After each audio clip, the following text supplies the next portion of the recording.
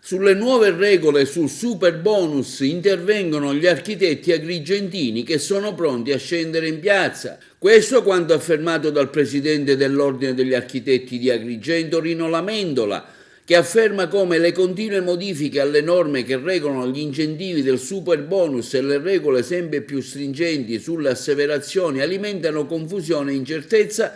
caricando eccessivamente liberi professionisti che si trovano spesso a interpretare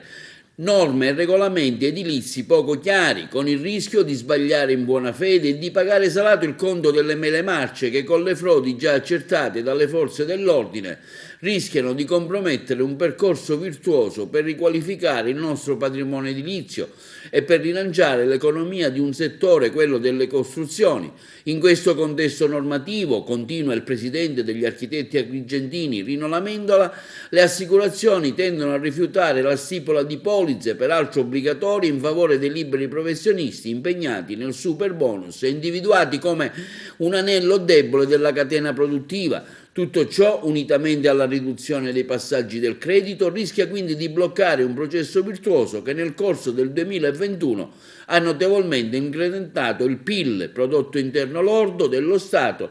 e raddoppiato il fatturato delle imprese del settore edile. Ciò è inaccettabile, conclude nel suo comunicato stampa il presidente dell'Ordine degli Architetti Lamendola, per cui chiediamo allo Stato di ripristinare almeno 3 passaggi di cessione del credito, prorogare i super bonus sino al 31 dicembre 2023, anticipare la liquidazione dei compensi spettanti ai professionisti impegnati nella progettazione degli interventi del super bonus al momento della presentazione della comunicazione di inizio lavori, cosiddetta CILA, ed eliminare ulteriori pressioni sulle asseverazioni, considerato che il codice penale